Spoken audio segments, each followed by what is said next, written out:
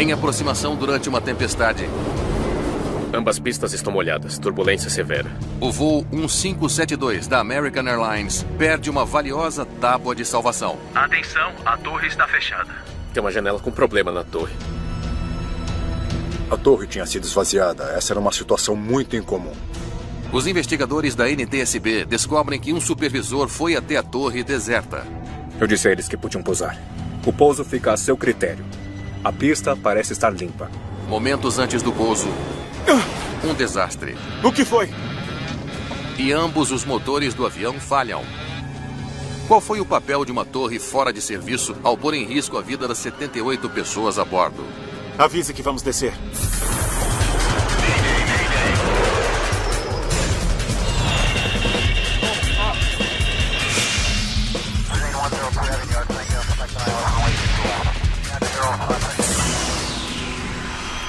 Mayday. Desastres aéreos. Esta é uma história real baseada em relatórios oficiais e relatos de testemunhas. Um pesadelo de tempestade. Em uma noite tempestuosa de novembro, o voo 1572 da American Airlines viaja a 10.700 metros acima da Pensilvânia. Está mais suave aqui do que em 10.000 metros. O comandante Kenneth Lee, um ex-piloto militar, voa com a American Airlines há 10 anos. Com certeza.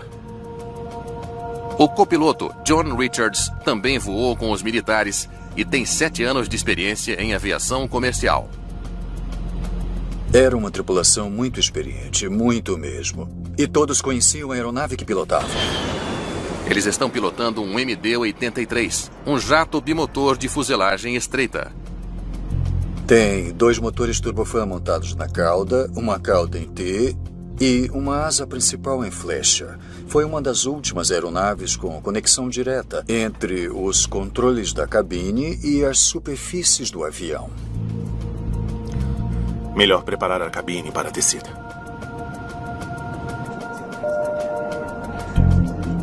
Sim. Estamos iniciando a descida. Pode checar a cabine e preparar para o pouso. Claro.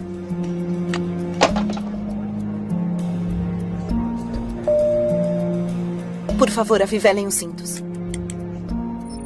É uma viagem curta de 2 horas do aeroporto O'Hare, em Chicago, para o aeroporto internacional Bradley, em Windsor Locks, Connecticut. Há 5 tripulantes e 73 passageiros a bordo, muitos voltando para casa. Os assentos na posição vertical.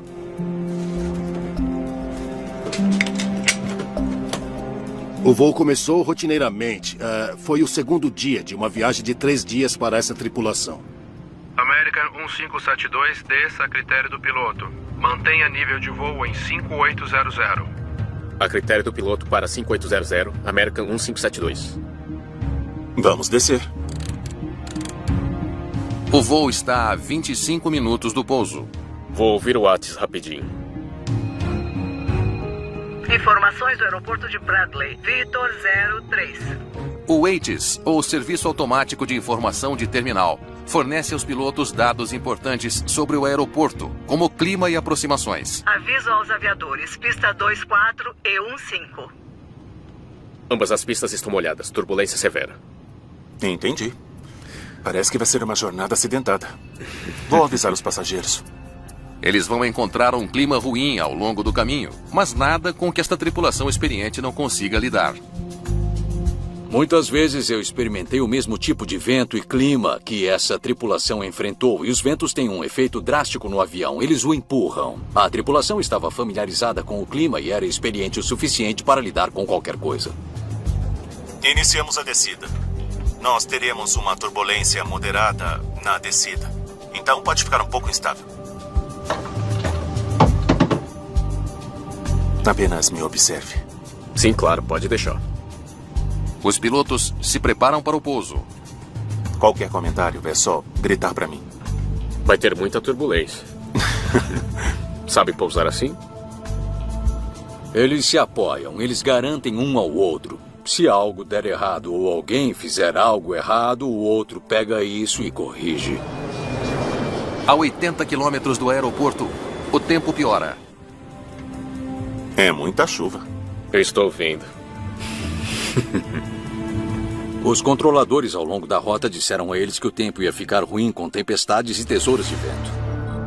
Uma tesoura de vento é uma mudança repentina na velocidade ou direção do vento, que pode ser perigosa perto do solo. American 1572, desça e mantenha em 1.200 metros. Descendo para 1.200. 1572.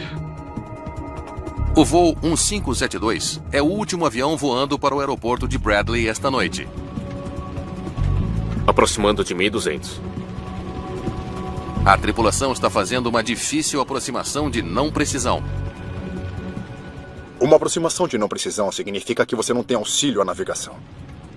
Cabe mais à tripulação descobrir a altitude e descer dessas altitudes corretamente e evitar todo o terreno que está abaixo deles. Nós estamos configurados na perna para aproximação por VHF. Flaps 5. Confere. Flaps 5. Esse tipo de aproximação é um trabalho adicional para os pilotos. A aproximação de não precisão é a mais difícil das aproximações, porque é preciso muita atenção. Para fazer essa aproximação, ela tem que ser configurada corretamente. American 1572, esteja ciente De que a torre está fechada neste momento, devido a um problema com uma das janelas. A aproximação de não precisão e o mau tempo não são os únicos desafios que a tripulação enfrenta. Entendido. Tem uma janela com problema na torre. Em aeroportos maiores, a torre de controle tem duas áreas para gerenciar voos chegando e partindo. O controle de aproximação, normalmente localizado em um dos andares inferiores, e o controle da torre, em cima. Mark Guiot foi gerente de tráfego aéreo no aeroporto de Bradley por 12 anos. Uma vez no raio de 8 km do aeroporto, o controlador de aproximação passa para a torre para orientá-los para o pouso e táxi até o portão. Mas uma janela com vazamento fechou a torre, obrigando a controladora de tráfego aéreo a deixar seu posto. Os controladores da torre são os olhos dos pilotos em solo. São eles que garantem que a pista esteja estéril e desobstruída para pouso. Que não haja obstruções e nenhum outro tráfego. Eles também fornecem informações essenciais nas fases finais do voo. Flaps 11, por favor. Deixa comigo. Os pilotos devem agora confiar em suas próprias observações para pousar com segurança. Os pilotos esperavam que alguém estivesse na torre, o controlador, para ver as condições da pista e dar a eles as informações necessárias e para ver se durante a tempestade alguma coisa foi parar na pista para poderem fazer um pouso seguro. O controlador de aproximação está monitorando de perto o voo. Ele percebe que o avião está desviando do curso. American 1572, parece que você está um pouco à esquerda da final. Parece que estamos à esquerda dela. Entendido. A 11 quilômetros do aeroporto, o comandante Lee põe o avião de volta no curso. Baixando o trem. Trem baixado.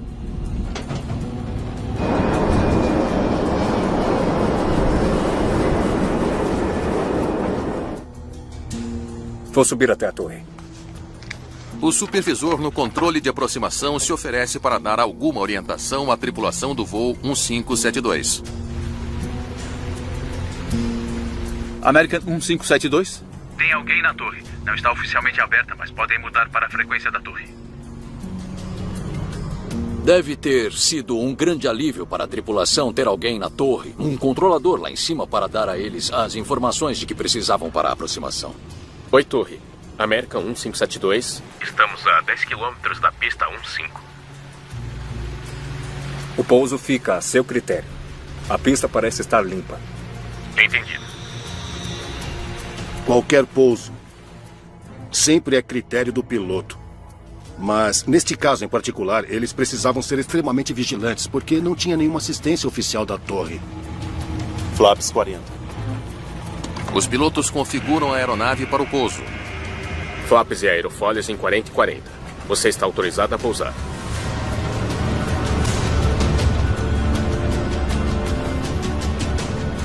agora a 900 metros. Certo.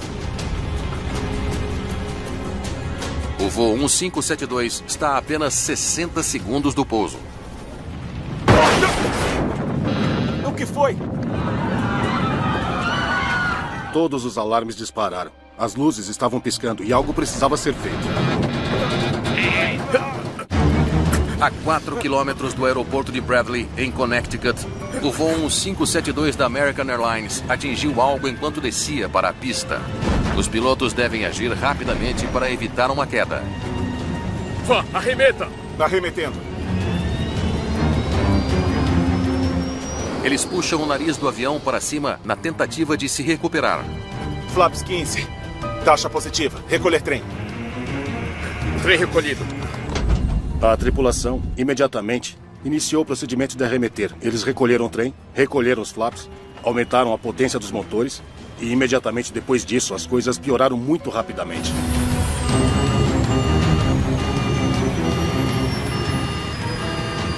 Motor esquerdo falhou. Segundos depois que os pilotos começam a arremeter, o motor esquerdo do avião perde potência. A última coisa que você precisa que aconteça é uma falha de energia em um dos motores. Ali está a pista, bem à frente. Certo. Avise que vamos descer, que há uma emergência. Certo, Torre. Solicita equipamentos de emergência. Vamos descer na pista. Parece que temos uma emergência no 1572. Mande os caminhões. Veículos de emergência foram despachados. Enquanto os pilotos se preparam para um pouso de emergência, a situação piora. O motor direito também falha, transformando o MD-83 em um planador de 60 toneladas. Eles perceberam que tiveram a segunda falha de energia que causou problemas em dobro. Sem seus motores, o avião se desviou ainda mais do curso. O comandante Lee tenta realinhá-lo com a pista. É isso aí, Lee. Você consegue. Mas eles podem não ter sustentação suficiente para alcançá-la. Um stall é um efeito aerodinâmico. É quando as asas perdem a sustentação e o avião perde controle direcional. A única maneira de sair de um stall é dar potência máxima que eles não tinham.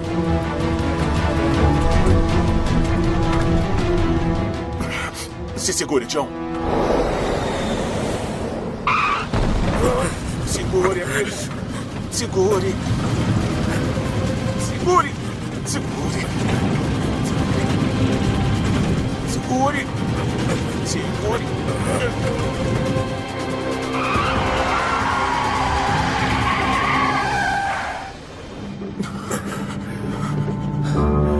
Deus abençoe você. Você conseguiu.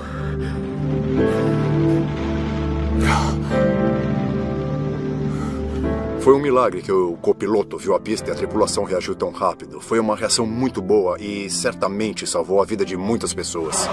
O voo 1572 pousou com segurança após uma aproximação final traiçoeira. Todos sobreviveram e, surpreendentemente, só uma pessoa sofreu ferimentos leves. Os pilotos são saudados como heróis por salvar seu avião e todos a bordo.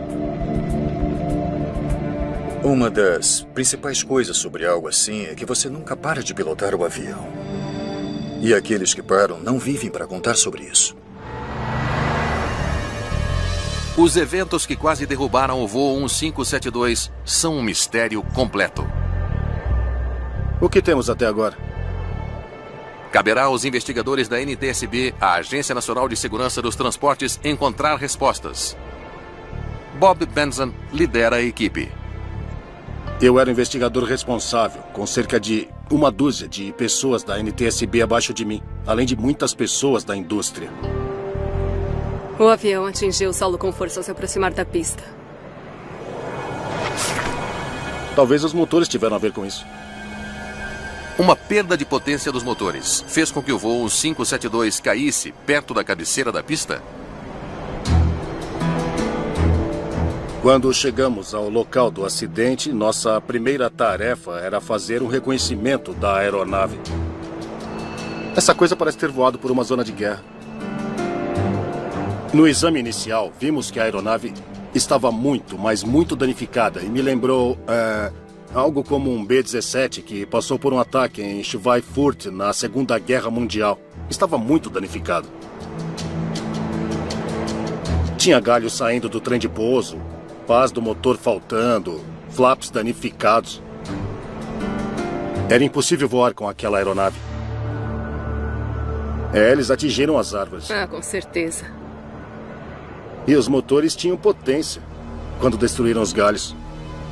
Galhos mutilados nos motores do avião indicam que eles estavam funcionando normalmente. A descoberta suscita outra questão. Se os motores tinham potência, por que bateram nas árvores?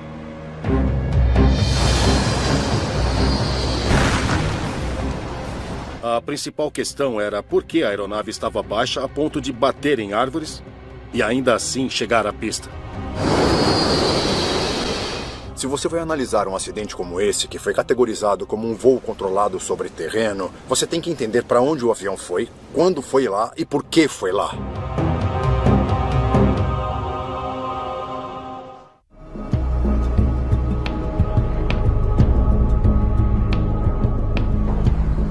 Onde exatamente eles bateram nas árvores? Para entender por que o voo 1572 atingiu as árvores, os investigadores tentam identificar o primeiro ponto de impacto. As árvores que atingiram estão no topo de um cume, uns 4 quilômetros a noroeste da pista. Temos uma equipe lá agora. Vamos ver se as árvores ou o cume estavam marcados na carta. A carta de aproximação em si, quando você olha para ela, vê o cume marcado com um pequeno ponto com a altitude. A carta mostra o topo do cume a 250 metros. Assim que olhamos a carta de aproximação que a tripulação usava, notamos que o cume era só um ponto com o número 250 próximo a ele, uma altitude. Esse ponto poderia ser qualquer coisa, podia ser um prédio, uma árvore gigante. Outras companhias aéreas usam uma carta ligeiramente diferente que mostra características topográficas, incluindo esse cume.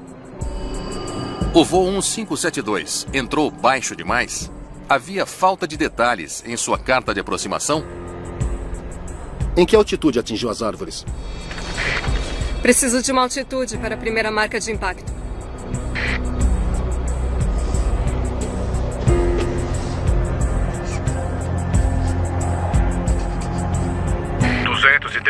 metros. Eles não deveriam estar perto daquelas árvores. A equipe fica surpresa ao descobrir que quando o voo 1572 atingiu as árvores, ele estava 15 metros abaixo da altitude listada para o topo da elevação. Eles não estavam apenas abaixo do cume. Desceram 94 metros abaixo da altitude mínima de descida.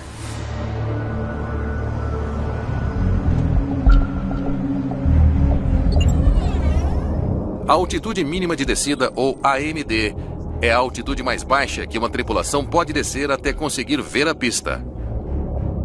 Ela foi definida para manter os aviões acima do terreno ou das obstruções.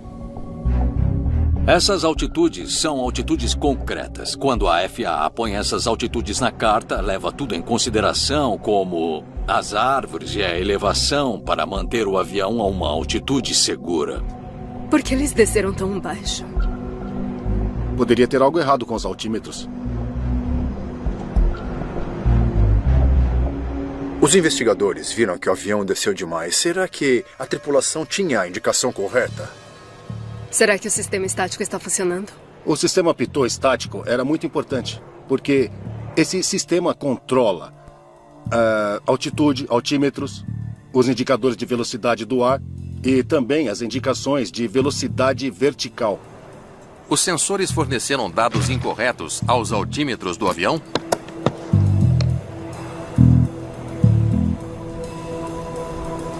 O MD-83 possui 3 conjuntos de sensores na fuselagem externa.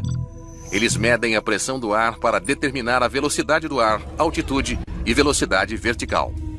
Se um dos sensores estáticos estiver vazando ou obstruído, ele poderá fornecer aos pilotos informações imprecisas, fazendo-os pensar que estão acima ou abaixo de sua altitude real. Se o tubo pitot estiver entupido, você perde aqueles instrumentos vitais. E isso pode acontecer por várias razões. Os sistemas pitot estáticos já causaram problemas antes. Problemas graves o suficiente para causar acidentes. Você está pronto? Sim. O teste força ar no sensor para determinar se a pressão do ar está sendo medida com precisão.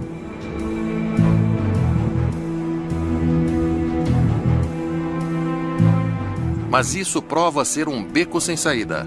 O sistema estático está funcionando. Bom, então, vamos ver o que os controladores podem dizer. É sempre importante falar com os controladores de tráfego aéreo após um acidente. Frequentemente, o controlador de tráfego aéreo é a última pessoa a falar com a tripulação antes de um acidente. A tripulação relatou alguma coisa em comum na descida para Windsor Locks? Não. Era uma aproximação padrão. Mas as condições meteorológicas não eram boas. Havia correntes de ar? Ventos fortes empurraram o voo 1572 para as árvores. Se um avião encontrar correntes de ar fortes, eles podem empurrar o avião para baixo várias centenas de metros. O cisalhamento de vento é um perigo para as aeronaves. Em 1985, uma corrente de ar severa jogou o voo 191 da Delta Airlines no solo a mais de 1,5 km da pista em Dallas, no Texas. 137 pessoas perderam a vida. Em 1994, um ano antes do acidente do voo 1572 em Connecticut, o voo 1016 da US Air colidiu com árvores ao tentar pousar em uma tempestade severa na Carolina do Norte. Ele atingiu um bairro residencial, matando 37 pessoas. As tempestades têm ventos muito violentos. Podem ter correntes ascendentes de 320 km por hora. E então, meio segundo depois de você passar por isso, atinge uma corrente descendente na mesma velocidade. Havia vento muito forte ao redor do aeroporto a noite toda. E quando esse voo estava chegando? Havia algum vento. Os investigadores descobrem que os sensores do aeroporto registraram algumas correntes descendentes. Não paramos de fornecer atualizações. Como eu disse, as condições não eram boas. Então eles sabiam para onde estavam voando? Sim.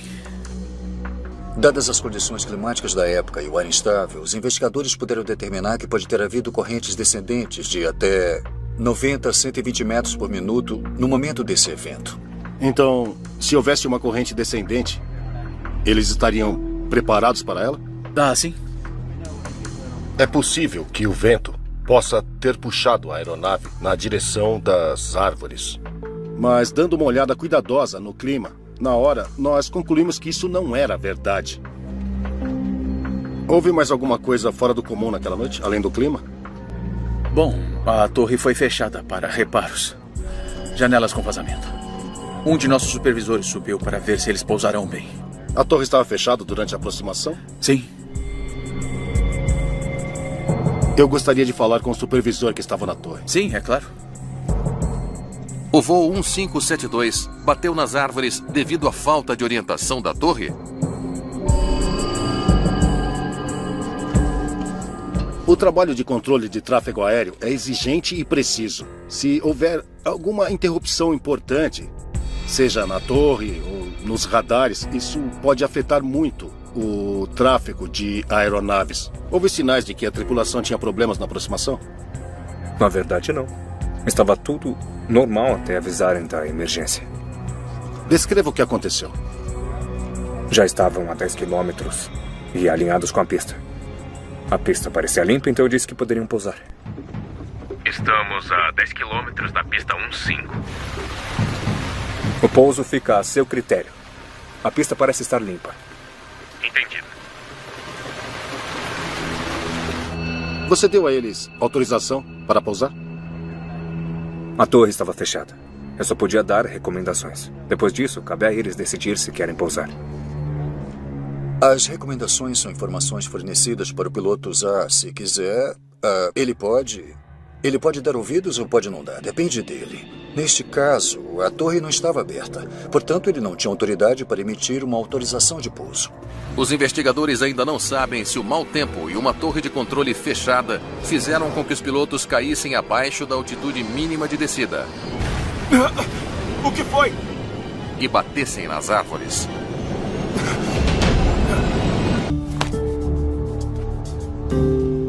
Certo. Vamos começar em 12h53, quando a tripulação faz contato com a torre. Os investigadores se voltam para a gravação de voz da cabine na aproximação final do voo 1572 para determinar por que o avião ficou baixo demais e atingiu árvores. O pouso fica a seu critério. A pista parece estar limpa. E o que pode nos dizer sobre os ventos? 170 a 24 nós. Entendido. Ele está verificando a pista, dando a eles atualizações sobre o clima. Sim. Um bom trabalho até agora. A equipe ouve o supervisor orientando a tripulação para ajudá-los a pousar. Foi uma boa iniciativa da parte dele. Alguns não fariam isso, baseado no fato de que a torre em si era uma área meio precária. Flaps 40. Flaps e aerofólios 40 e 40. Você pode pousar. Entendido. Descendo 300 metros. 300 metros. Pronto. Pare aí. 300 metros por minuto? Impossível. À medida que se aproximavam do solo, a tripulação decidiu fazer a descida final a 300 metros por minuto, quase o dobro do normal. Isso, em minha opinião, é excessivo. Não tinha que ser tão abrupto. Especialmente em uma aproximação de não precisão, onde você tem uma altitude mínima de descida que não deveria ultrapassar. Quanto mais rápido você desce, mais cedo tem que começar a nivelar ou acaba abaixo da altitude alvo, e aí tem que corrigir e subir de novo. O perfil de descida indica que eles estão a 8 quilômetros do aeroporto a 580 metros de altitude. Usando os dados do rádio farol do controle de tráfego aéreo, os investigadores acompanham a conversa da cabine do voo 1572 durante a descida. A 300 metros por minuto, eles ficarão abaixo da AMD em menos de um minuto. Claro, isso é rápido, mas o copiloto deve estar falando as altitudes. Enquanto a aeronave está descendo, o piloto deve monitorar a AMD, a altitude mínima de descida da aeronave. O copiloto deve falar para o comandante as velocidades a partir dos 300 metros e, em seguida, a altitude da AMD. Certo. Vamos ouvir o copiloto falando as altitudes. – 300 metros. Ótimo. Ele avisou a 300 metros. Mas eles não ouvem mais nenhuma informação depois disso. O copiloto avisou sobre os 300 metros acima da AMD, mas não disse nada 30 metros acima da AMD. Os investigadores então ouvem algo incomum. 329 metros é a sua... Certo. Você está indo abaixo da sua... O que foi? Espere. Esse foi o aviso de altitude mínima de descida? Acho que deveria ser. A equipe descobre que o copiloto administrou mal as chamadas restantes. O copiloto começou a avisar a AMD, mas nunca terminou a frase. Então ele diz pela metade na altitude mínima. E então não diz mais nada, até estarem abaixo dela. E foi quando atingiram as árvores. Por que os pilotos cometeram um erro tão crítico tão perto do pouso? Vamos falar com os pilotos. Nesse caso específico, tivemos a sorte de ter uma tripulação viva para entrevistar. Queríamos determinar exatamente o que estavam pensando durante o acidente.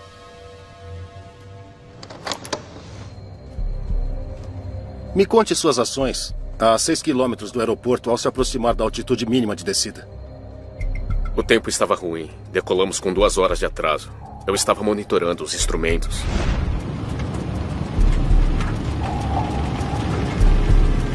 329 metros é a sua... Certo. Entendi. E depois? À medida que nos aproximávamos da altitude mínima de descida, olhei para fora em busca do aeroporto. E quando olhei para trás, estávamos abaixo do mínimo. Você está indo abaixo do Entendi. Durante esse tempo, ele estava olhando para fora. Não estava monitorando os instrumentos tão atentamente quanto deveria. Nesse caso, o procedimento adequado seria o copiloto ter prestado mais atenção no altímetro e a bússola e outros instrumentos na cabine, até que o comandante dissesse: eu estou vendo a pista. Por que você não avisou para arremeter? Bem, não houve tempo, porque nós batemos nas árvores. O que foi? Foi uma noite estressante. Pode haver um pouco de saturação de tarefas aí. Isso passou de um voo fácil e relaxado, com um pouco de dificuldade, para o clima. Meu Deus, tudo está dando errado muito, muito rápido.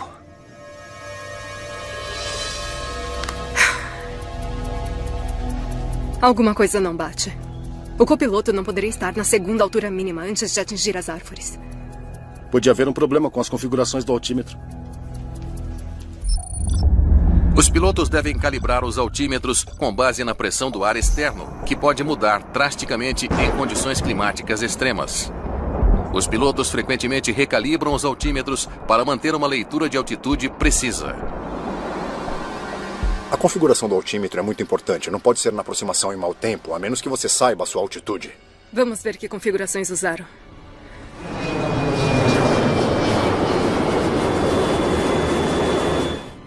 É muita chuva. Estou vendo. Nesse caso, por causa da tempestade que passava pela área, a pressão estava caindo rapidamente. E quando isso acontece, a configuração do altímetro diminui rapidamente. Isso significa que se você não redefinir sua altitude, seu avião está voando mais baixo do que pensa.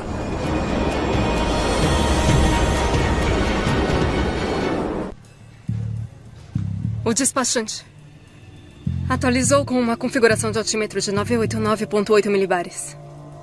Os investigadores da NTSB verificam se os pilotos do voo 1572 da American Airlines ajustaram corretamente o altímetro durante a aproximação tempestuosa do aeroporto Bradley.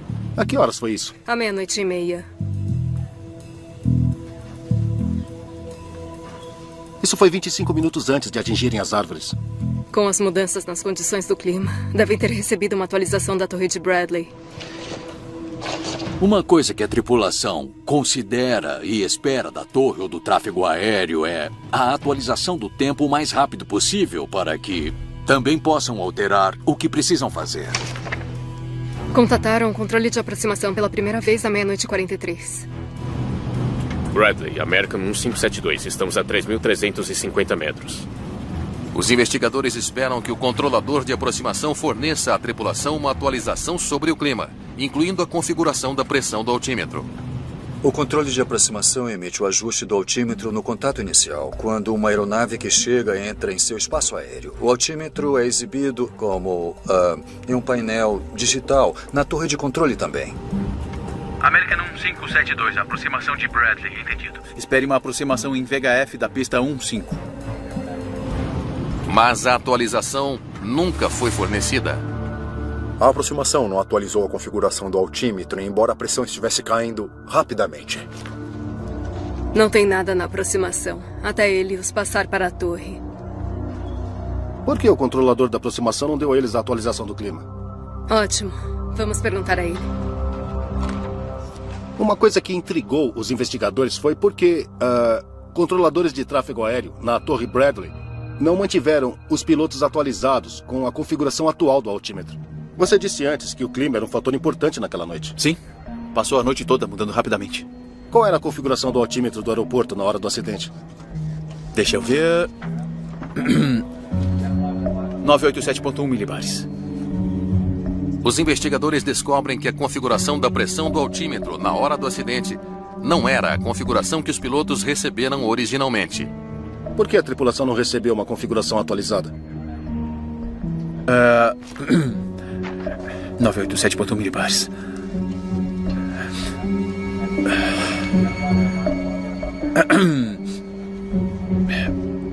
Eu não pensei em dar a eles.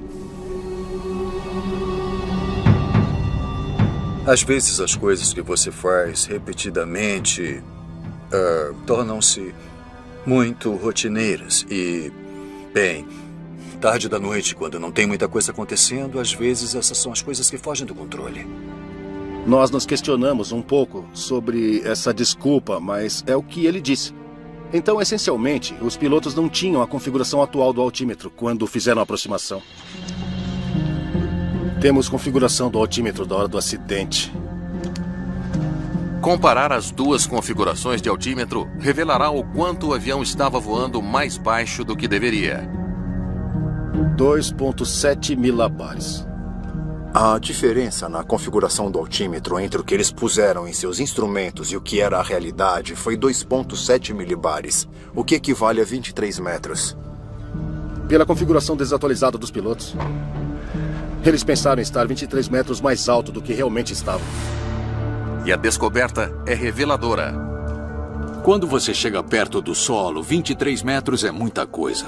E chegando à altitude mínima de descida e manter o nível do avião nessa altitude mínima, 23 metros é fundamental. Eles teriam atingido alguma coisa se estivessem 23 metros mais alto? Bom, sabemos que eles atingiram as árvores a uma altitude de 235 metros. Adicione 23 metros a isso. Não teriam atingido nada. Sem impacto. Se tivessem a configuração correta do altímetro, mesmo ficando abaixo da altura mínima de descida, ainda estariam a 23 metros mais alto. E não estaríamos falando sobre isso agora, porque não teriam acertado as árvores. Mas isso não explica porque eles estavam 94 metros abaixo da altitude mínima de descida.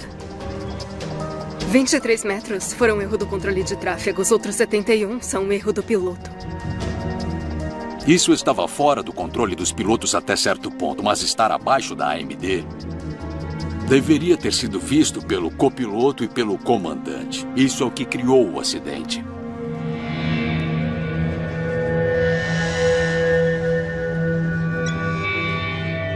No final, a decisão foi da tripulação. Os investigadores agora entendem o que aconteceu com o voo 1572. A configuração desatualizada e o tempo ruim significavam que eles quase não tinham margem para erro na aproximação. E quando estavam descendo rápido demais e ultrapassaram a altitude mínima de descida, não havia como recuperar antes de bater nas árvores.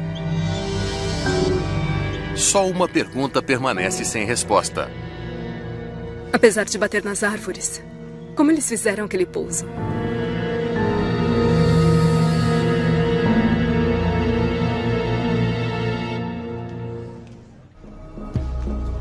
Veja a leitura do gravador de dados. Os investigadores da NTSB recorrem ao gravador de dados do voo 1572 para saber como a tripulação conseguiu recuperar seu jato depois de atingir as árvores. Então, eles atingiram as árvores e imediatamente recolhem os flaps para 15 e vão para o empuxo máximo. Os dados mostram que a tripulação rapidamente configurou o avião para arremeter. Vá, arremeta! Arremetendo.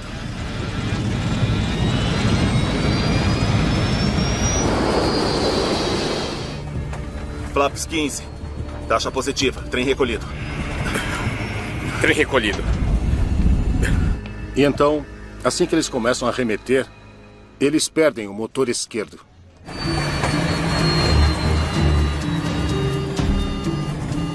A aeronave devorou as árvores. Na verdade, as copas das árvores nos seus motores.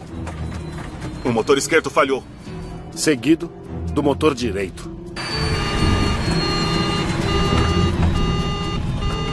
Esse é um cenário em que algo devastador acabou de acontecer. Atingimos algumas árvores no topo de um cume a 4 quilômetros da pista e perdemos a capacidade da aeronave a cada segundo. Eles estão com o nariz erguido, estão perdendo velocidade e ambos os motores estão danificados. É uma receita para Stoll, se é que já vi uma. De repente, eles começaram a perder a velocidade no ar. Eles estavam com o nariz para cima e esse é o pior momento que poderia acontecer. A velocidade do ar é o que faz o avião voar. Se não houver ar suficiente se movendo sobre as asas, elas param de voar. E isso é conhecido como stall. A pista está bem à frente. Felizmente, o copiloto viu a pista. Eles tinham que pôr o avião no solo depressa, porque não poderiam continuar voando com a potência do motor que tinham. Certo. Avise que vamos descer e que é emergência. Então agora ele precisa reconfigurar a aeronave de novo. E lembre-se, tudo isso está acontecendo em segundos. Ele precisa se concentrar em tentar economizar qualquer altitude e velocidade no ar que lhe resta para atravessar a cerca e entrar no ambiente da pista. Essa é uma etapa crítica de voo agora, porque ele não tem potência. Ele só pode trocar a altitude pela velocidade no ar. Agora sabemos que desceram os flaps até 40. Flaps 40. Até o fim. Estão até o fim. Ele tem que gerar alguma coisa a mais que o faça atravessar a cerca. E é quando ele baixa os flaps em 40 graus. O arrasto dos flaps os retarda. Mas nos primeiros segundos os faz subir. 40 graus de flaps mudam a curvatura da asa, o que aumenta a sustentação da asa. E dá aquele pequeno ímpeto adicional para ir um pouco mais longe. Se ele não tivesse feito isso, ou se tivesse atrasado um pouco, o acidente poderia ter sido totalmente catastrófico. É isso aí, Lee. Você vai conseguir. Eles planam até a pista. Infelizmente, eles não tinham velocidade e altitude suficientes, então eles pousaram cedo, meio que escorregaram e bateram no asfalto da pista.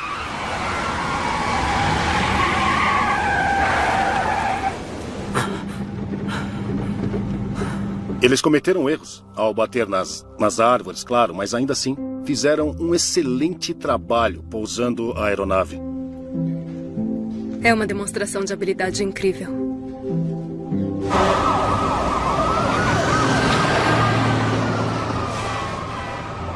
A tripulação fez um excelente gerenciamento de recursos da cabine nessa situação muito difícil, depois que eles atingiram o cume.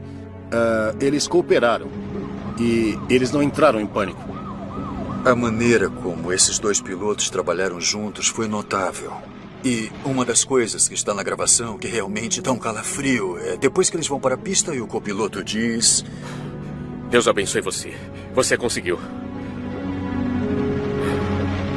Este é um acidente que provavelmente não é conhecido por muitas pessoas. E isso porque a aeronave conseguiu pousar em uma pista e ninguém morreu.